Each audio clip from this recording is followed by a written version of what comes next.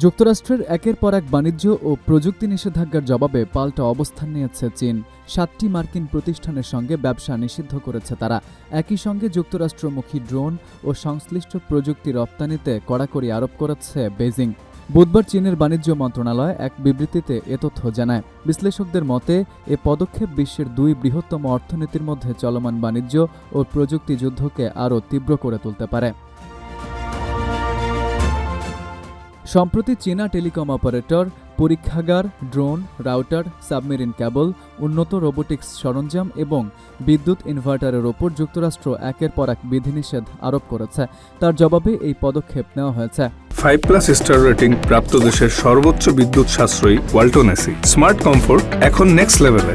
এছাড়া গত সপ্তাহে যুক্তরাষ্ট্র 40টিরও বেশি চীনা প্রতিষ্ঠানকে নিষেধাজ্ঞার তালিকায় যুক্ত করায়ও ক্ষোভ প্রকাশ করেছে বেইজিং।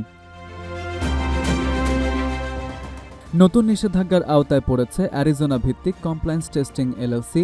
চীনের অভিযোগ প্রতিষ্ঠানটি যুক্তরাষ্ট্রের ফেডারেল কমিউনিকেশন কমিশনের পদক্ষেপে সহায়তা করেছে, যা চীনা প্রযুক্তি প্রতিষ্ঠানের স্বার্থ ক্ষুণ্ণ করেছে।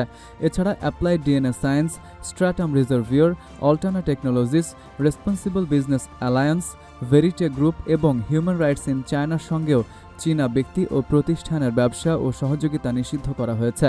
চীনের দাবি, এসব প্রতিষ্ঠান শিনজিয়াং ইস্যুতে যুক্তরাষ্ট্রের নিষেধাজ্ঞা কার্যকর করতে ভূমিকা রেখেছে। চীন জানিয়েছে, এখন থেকে যুক্তরাষ্ট্রে পাঠানো নিয়ন্ত্রিত ড্রোন, গুরুত্বপূর্ণ যন্ত্রাংশ এবং সংশ্লিষ্ট প্রযুক্তির প্রতিটি চালান আলাদাভাবে পর্যালোচনা করে অনুমোদন দেওয়া হবে। এটি সরাসরি রপ্তানি নিষিদ্ধ না হলেও লাইসেন্স পেতে বেশি সময় লাগবে এবং সরবরাহ বিলম্বিত হতে পারে।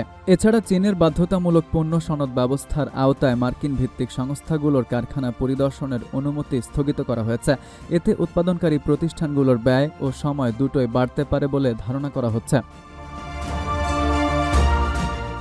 একই সঙ্গে আমদানি করা প্রিন্টার, ফটোকপি মেশিন এবং অন্যান্য অফিস সরঞ্জামের বিরুদ্ধে জাতীয় নিরাপত্তা তদন্ত শুরু করেছে বেইজিং। যদিও কোনো নির্দিষ্ট দেশ বা প্রতিষ্ঠানের নাম উল্লেখ করা হয়নি, তবে চীনের বাণিজ্য মন্ত্রণালয় এটিকেও সাম্প্রতিক মার্কিন পদক্ষেপের পাল্টা প্রতিক্রিয়ার অংশ হিসেবে বর্ণনা করেছে। বিশেষজ্ঞদের মতে, ওয়াশিংটন ও বেইজিং আপাতত সর্বাত্মক বাণিজ্য যুদ্ধের পথে না গিয়ে লক্ষ্যভিত্তিক ও কৌশলগত চাপ বাড়ানোর নীতি অনুসরণ করছে। তবে নতুন এই পদক্ষেপ দুই দেশের মধ্যে প্রযুক্তি ও বাণিজ্য সংঘাতকে আরও জটিল করে তুলবে বলেই ধারণা। FU Ahmed, Ittefaq news.